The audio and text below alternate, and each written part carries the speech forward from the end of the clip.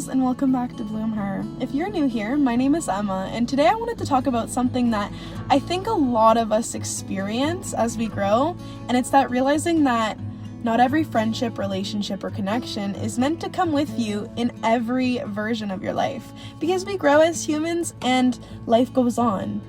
So as you heal and grow, your values become more clear. You start paying more attention to honesty, consistency, respect, communication, accountability, boundaries, and how certain connections make you feel in general. And sometimes you realize that a relationship doesn't necessarily have to be toxic or explosive to no longer feel healthy. And sometimes it's simply that the dynamic keeps repeating itself over and over again. You communicate how you feel, you try to understand the other person, you listen to their perspective, and you explain what you need and you try again. And at some point, you have to ask yourself, is this communication creating a change? Or are we just having the same conversation in different worlds? Because communication is important, but communication without action becomes exhausting. I think there's also a difference between someone not agreeing with your boundary and someone not respecting it. People are allowed to have their own opinions, feelings, and boundaries, and you can respect those things even when you don't completely understand them. But that respect has to go both ways. You shouldn't have to repeatedly convince someone that something matters to you before they take it seriously. And if you're constantly communicating the same need, having the same disagreement, fixing things temporarily, and then ending up right back in the same place, eventually you have to look at that pattern instead of just the individual conversation. That doesn't mean you stopped caring. Sometimes you actually care more than words can even explain, which is why it's so hard to fix that in the first place. But there's a point where trying to repair a connection can turn into constantly negotiating your own standards just to keep a connection alive. And I think that's where growth really challenges you, because sometimes the hardest thing isn't recognizing that something feels wrong. It's accepting that you can't force another person to understand things the way that you do, and you can't make them value those things even if you think that you've communicated them clearly. All you can really control is what you continue to participate in. And this is also why your environment matters so much. The people closest to you slowly influence what starts feeling normal, and they can influence how you communicate, how you handle conflict, how you treat people, how you take accountability, how you respond to someone when, they say, this hurts me and I need a change. And all of those things truly matter, not because we should expect perfection from anyone.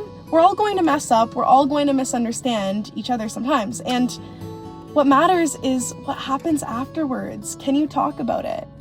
Can both people take accountability? Is there actual effort? Do things improve? Or does every conversation eventually become another debate about why you shouldn't feel the way that you feel? I think healthy relationships require room for two people to exist at the same time. I can respect what matters to you without abandoning what matters to me. I can hear your boundary without treating mine like an attack. I can understand your perspective without pretending my own feelings don't exist. And when the mutual respect disappears, that's when it's the healthiest time to create space. Not as a punishment, not to prove a point, not because you suddenly hate someone, but because you recognize that constantly fighting for basic alignment can eventually take more than the relationship is actually giving back. And that doesn't erase the good memories. It doesn't mean a connection was fake. It just means history and love aren't always enough on their own. Sometimes you can love someone, appreciate everything you've shared, and still acknowledge that your values, priorities, and way of relating to people have grown in two entirely different directions. And I think one of the most important questions you can ask yourself is, do I like who I am in this environment? Who I am in this dynamic? Do these relationships encourage peace, honesty, growth, accountability, and stability?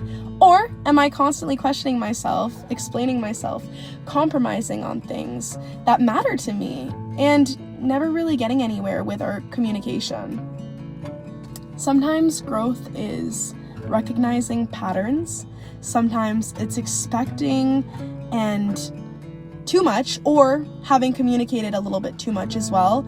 And sometimes it's choosing distance without needing to turn the other person into a villain.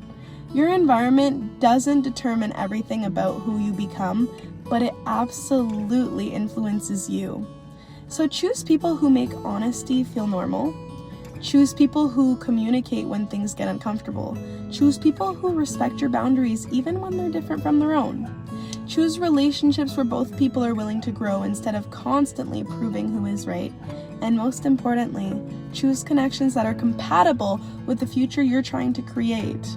Grow within and bloom without apology. I'll see you in my next video.